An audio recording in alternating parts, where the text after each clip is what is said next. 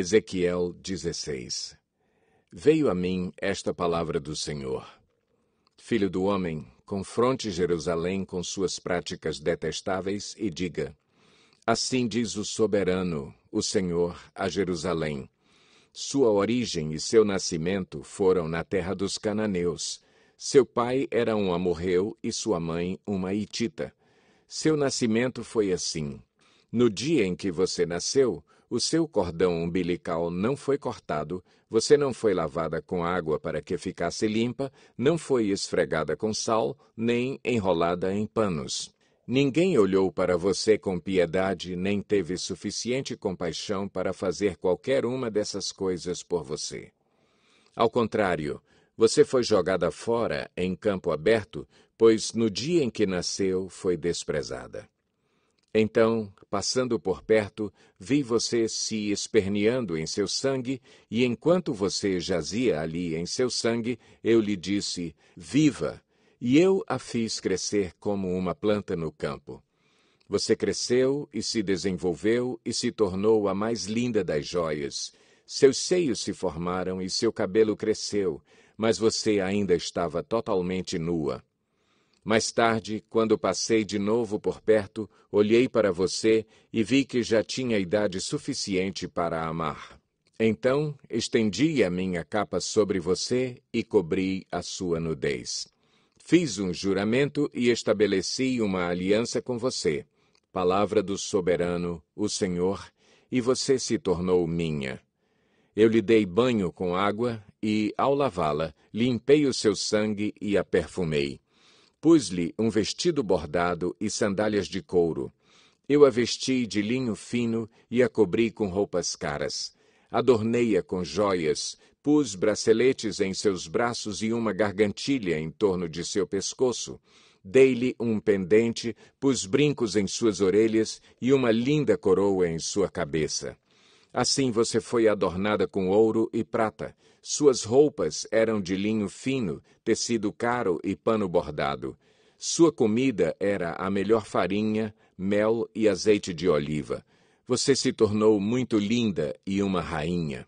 Sua fama espalhou-se entre as nações por sua beleza, porque o esplendor que eu lhe dera tornou perfeita a sua formosura. Palavra do soberano, o Senhor. Mas você confiou em sua beleza e usou sua fama para se tornar uma prostituta. Você concedeu os seus favores a todos os que passaram por perto, e a sua beleza se tornou deles. Você usou algumas de suas roupas para adornar altares idólatras, onde levou adiante a sua prostituição. Coisas assim jamais deveriam acontecer. Você apanhou as joias finas que eu lhe tinha dado, joias feitas com meu ouro e minha prata, e fez para si mesma ídolos em forma de homem e se prostituiu com eles.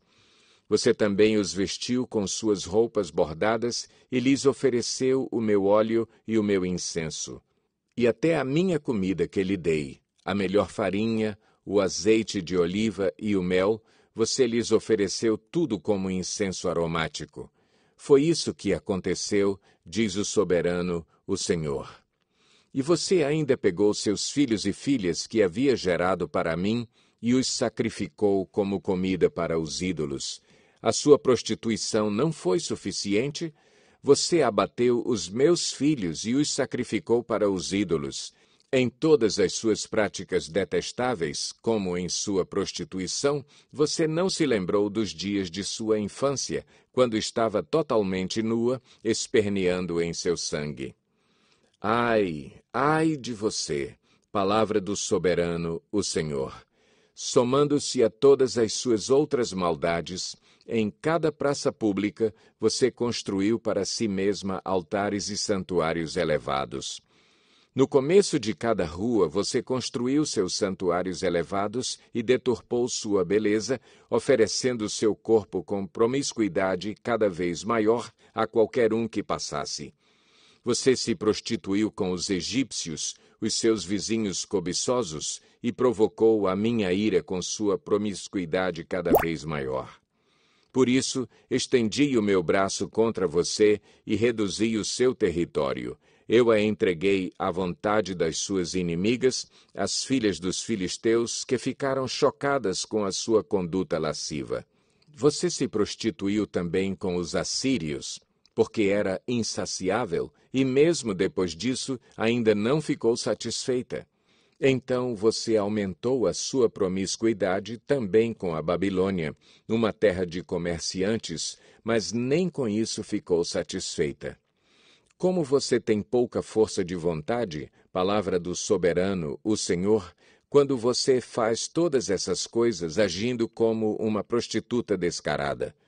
Quando construía os seus altares idólatras em cada esquina e fazia seus santuários elevados em cada praça pública, você só não foi como prostituta porque desprezou o pagamento.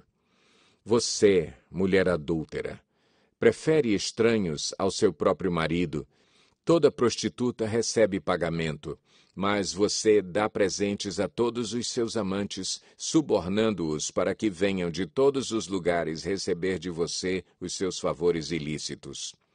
Em sua prostituição, dá-se o contrário do que acontece com outras mulheres. Ninguém corre atrás de você em busca dos seus favores. Você é o oposto, pois você faz o pagamento e nada recebe. Por isso, prostituta, ouça a palavra do Senhor. Assim diz o soberano, o Senhor.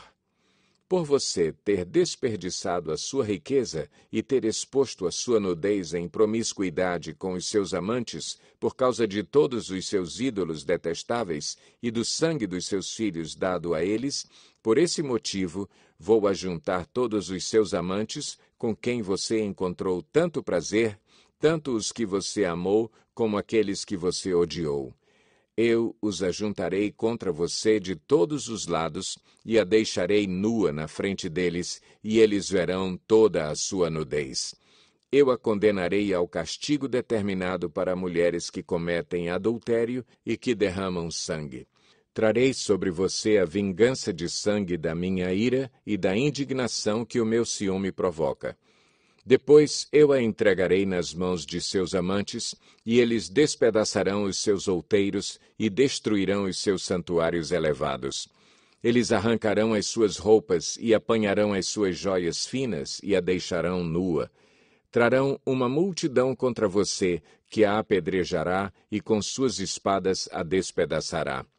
Eles destruirão a fogo as suas casas e lhe infligirão castigo à vista de muitas mulheres. Porei fim à sua prostituição, e você não pagará mais nada aos seus amantes. Então a minha ira contra você diminuirá, e a minha indignação cheia de ciúme se desviará de você. Ficarei tranquilo e já não estarei irado. Por você não ter se lembrado dos dias de sua infância, mas ter provocado a minha ira com todas essas coisas, certamente farei cair sobre a sua cabeça o que você fez. Palavra do soberano, o Senhor. Acaso você não acrescentou lascívia a todas as suas outras práticas repugnantes? Todos os que gostam de citar provérbios citarão este provérbio sobre você. Tal mãe, tal filha. Você é uma verdadeira filha de sua mãe, que detestou o seu marido e os seus filhos, e você é uma verdadeira irmã de suas irmãs, as quais detestaram os seus maridos e os seus filhos. A mãe de vocês era uma hitita, e o pai de vocês um amorreu.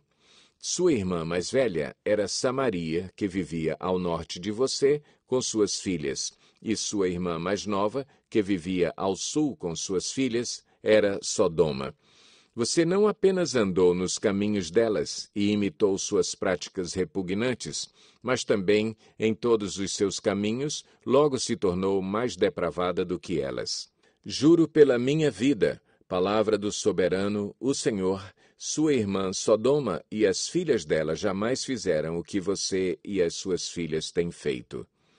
Ora, este foi o pecado de sua irmã Sodoma.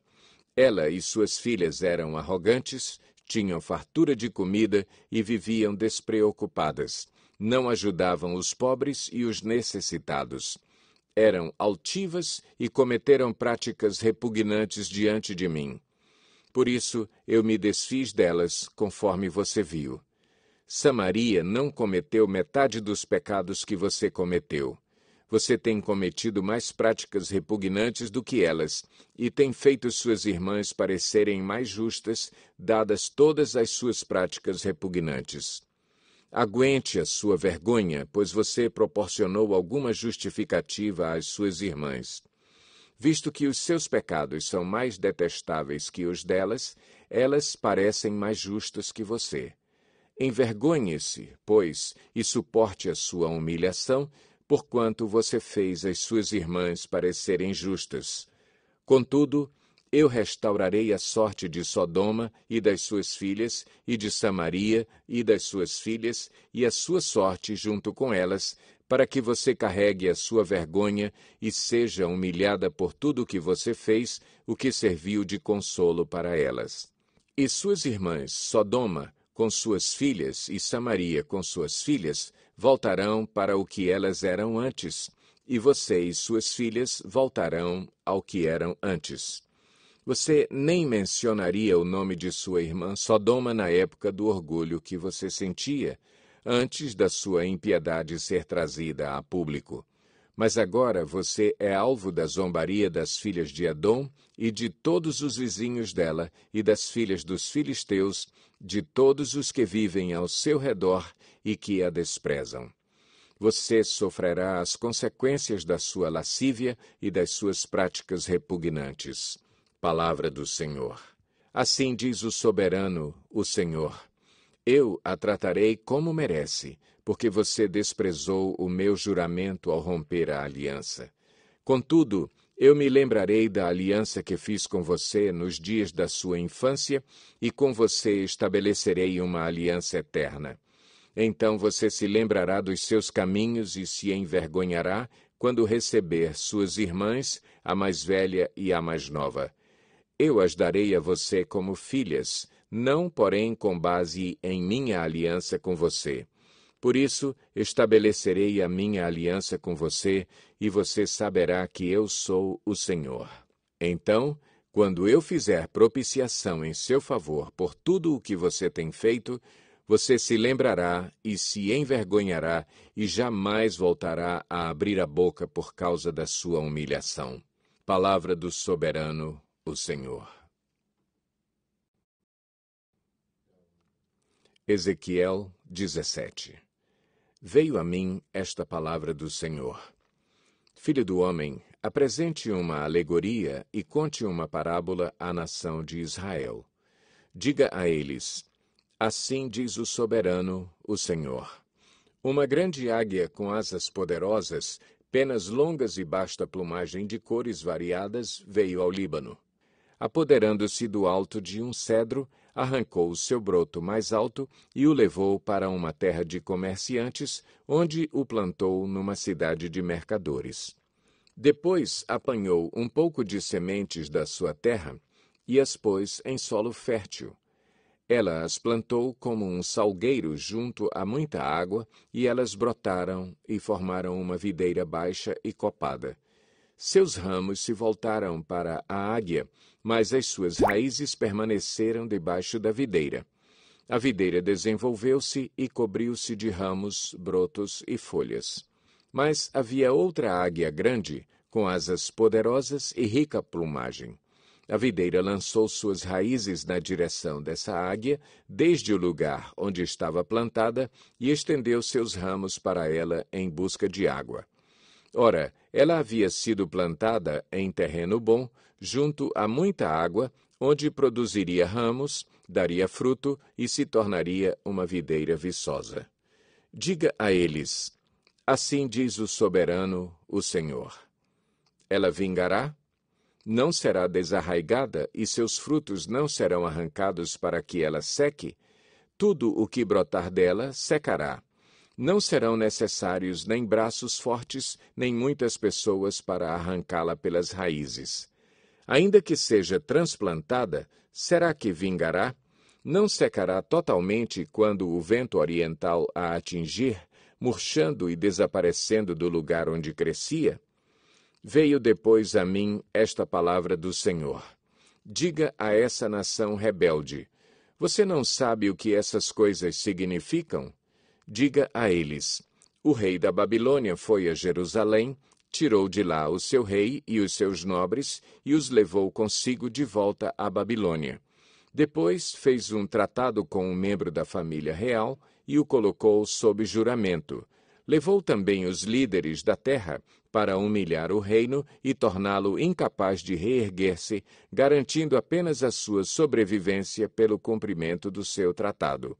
Mas o rei se revoltou contra ele e enviou mensagem ao Egito, pedindo cavalos e um grande exército. Será que ele se sairá bem? Escapará aquele que age dessa maneira? Romperá ele o tratado e ainda assim escapará?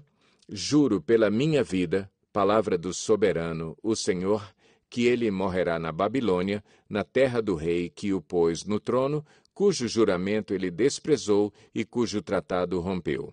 O faraó, com seu poderoso exército e seus batalhões, não será de nenhuma ajuda para ele na guerra, quando rampas forem construídas e obras de cerco forem erguidas para destruir muitas vidas. Como ele desprezou o juramento quando rompeu o tratado feito com aperto de mão e fez todas essas coisas, de modo algum escapará. Por isso, assim diz o soberano, o Senhor: juro pela minha vida que farei cair sobre a cabeça dele o meu juramento, que ele desprezou, e a minha aliança, que ele rompeu. Estenderei sobre ele a minha rede, e ele será pego em meu laço. Eu o levarei para a Babilônia, e ali executarei juízo sobre ele, porque me foi infiel. Todas as suas tropas em fuga cairão à espada, e os sobreviventes serão espalhados aos ventos. Então vocês saberão que eu, o Senhor, falei. Assim diz o soberano, o Senhor: eu mesmo apanharei um broto bem do alto de um cedro e o plantarei. Arrancarei um renovo tenro de seus ramos mais altos e o plantarei num monte alto e imponente. Nos montes altos de Israel eu o plantarei. Ele produzirá galhos e dará fruto e se tornará um cedro viçoso. Pássaros de todo tipo se aninharão nele, encontrarão abrigo à sombra de seus galhos. Todas as árvores do campo saberão que eu, o Senhor, faço cair a árvore alta e faço crescer bem alto a árvore baixa. Eu resseco a árvore verde e faço florescer a árvore seca. Eu, o Senhor, falei e o farei. Ezequiel 18. Esta palavra do Senhor veio a mim. O que vocês querem dizer quando citam este provérbio sobre Israel? Os pais comem uvas verdes e os dentes dos filhos se embotam? Juro pela minha vida, palavra do soberano, o Senhor, que vocês não citarão mais esse provérbio em Israel. Pois todos me pertencem, tanto o pai como o filho me pertencem. Aquele que pecar é que morrerá. Suponhamos que haja um justo que faz o que é certo e direito. Ele não come nos santuários que há nos montes e nem olha para os ídolos da nação de Israel. Ele não contamina a mulher do próximo, nem se deita com uma mulher durante os dias de sua menstruação. Ele não oprime a ninguém. Antes, devolve o que tomou como garantia no empréstimo. Não comete roubos, antes dá a sua comida aos famintos e fornece roupas para os despidos. Ele não empresta visando lucro, nem cobra juros. Ele retém a sua mão para não cometer erro e julga com justiça entre dois homens. Ele age segundo os meus decretos e obedece fielmente às minhas leis. Esse homem é justo, com certeza ele viverá. Palavra do soberano, o Senhor. Suponhamos que ele tenha um filho violento, que derrama sangue ou faz qualquer uma destas outras coisas, embora o pai não tenha feito nenhuma delas. Ele come nos santuários que há nos montes, contamina a mulher do próximo, oprime os pobres e os necessitados, comete roubos, não devolve o que tomou como garantia, volta-se para os ídolos e comete práticas detestáveis. Empresta visando lucro e cobra juros. Deverá viver um homem desses? Não. Por todas essas práticas detestáveis, com certeza será morto, e ele será responsável por sua própria morte. Mas suponhamos que esse filho tenha ele mesmo um filho que vê todos os pecados que seu pai comete e, embora os veja, não os comete. Ele não come nos santuários que há nos montes e nem olha para os ídolos da nação de Israel. Não contamina a mulher do próximo. Não oprime a ninguém, nem exige garantia para um empréstimo. Não comete roubos, mas dá a sua comida aos famintos e fornece roupas aos despidos. Ele retém a mão para não pecar e não empresta visando lucro nem cobra juros. Obedece às minhas leis e age segundo os meus decretos.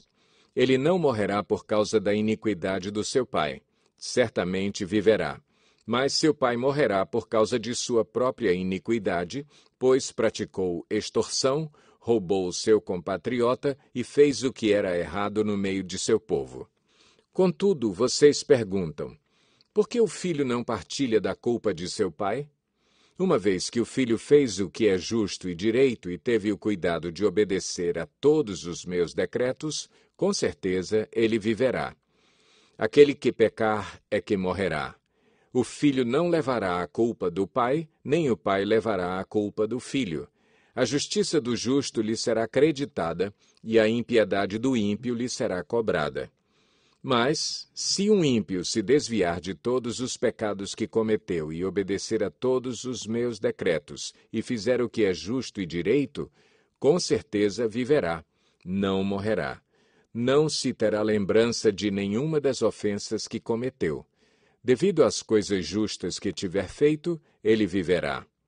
Teria eu algum prazer na morte do ímpio? Palavra do soberano, o Senhor. Ao contrário, acaso não me agrada vê-lo desviar-se dos seus caminhos e viver? Se, porém, um justo se desviar de sua justiça e cometer pecado e as mesmas práticas detestáveis dos ímpios, deverá ele viver? Nenhum de seus atos justos será lembrado. Por causa da infidelidade de que é culpado e por causa dos pecados que cometeu, ele morrerá. Contudo, vocês dizem, o caminho do Senhor não é justo. Ouça, ó nação de Israel. O meu caminho é injusto? Não são os seus caminhos que são injustos?